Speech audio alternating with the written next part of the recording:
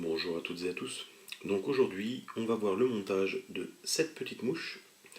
Donc cette petite mouche m'a été envoyée par photo et présentée par Sébastien de Cagnac.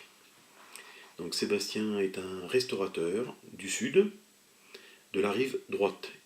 Voilà, j'en rigole parce qu'il comprendra pourquoi.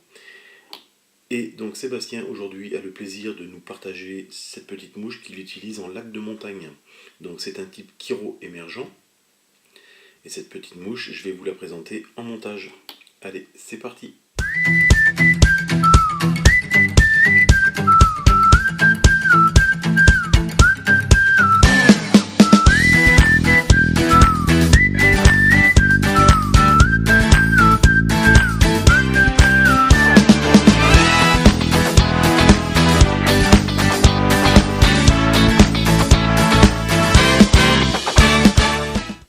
Allez, c'est parti pour le montage type Kiro émergent. Donc pour le monter, il va nous falloir des hameçons. Là en l'occurrence, c'est du 662 BL Castor en taille 22. Donc hameçon très court de hampe et très grosse ouverture au niveau courbure.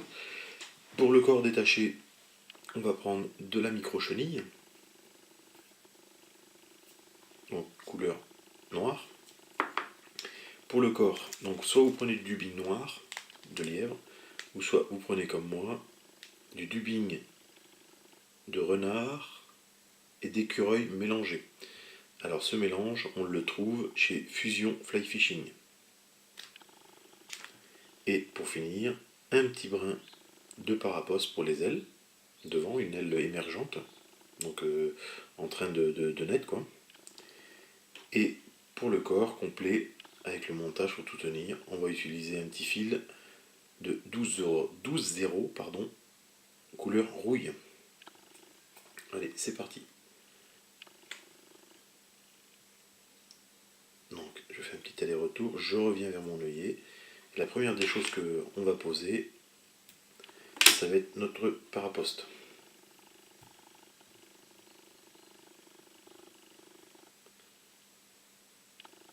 Donc on laisse un petit peu de matière devant, parce que vous allez voir qu'on va le replier après par la suite. Donc notre paraposte, on le ligature bien pour pas qu'il bouge, pour qu'il reste bien sur la mouche. Ici, on coupe l'excédent. Je vais aller emmener mon fil orange dans la courbure. On a remonté mon montage jusqu'à là la hampe, le plat de la hampe. Et là, je vais lui poser ma micro-chenille. Voilà. Ici, on va ramener notre micro-chenille jusqu'à arriver à la jonction de notre paraposte. On coupe l'excédent.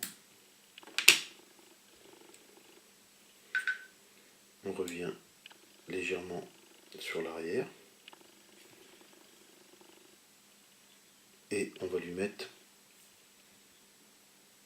notre dubbing. Donc là, un petit coup de poids. On met notre dubbing dessus. On le twist entre nos doigts. On le remonte un peu. Et on commence nos petits enroulements en serrant un peu le dubbing. On le brossera après pour l'aérer. Voilà, là l'excédent on enlève. On passe une fois derrière l'aile, on rabat l'aile vers l'arrière. Et là on va dresser notre tête. Ça va nous permettre de repousser le paraposte.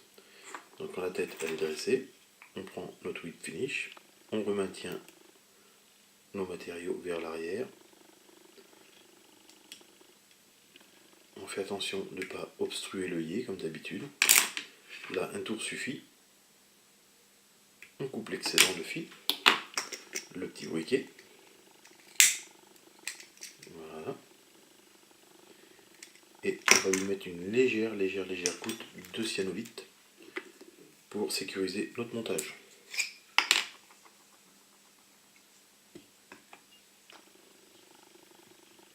Donc sur le dessous, parce que l'autre nœud on l'a fait en dessous.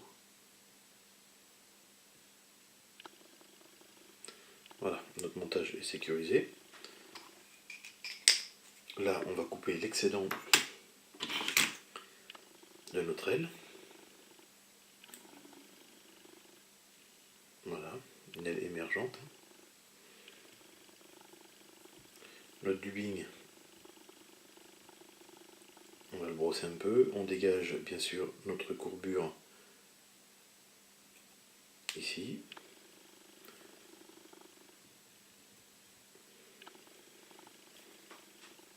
Et pour brosser, alors soit vous avez une petite brosse, ou soit avec l'aiguille, comme moi je fais des fois. Je prends la petite aiguille ou la petite brosse, et puis je brosse mon dubbing. Donc à la petite brosse, c'est plus facile.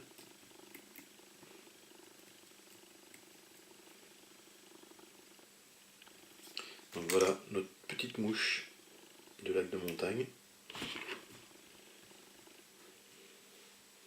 Donc là je vais encore en défaire un tout petit peu en dessous de la courbure.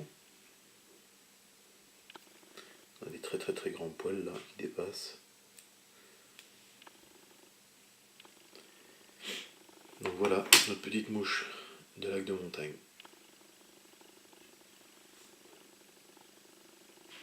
Bon montage à tous!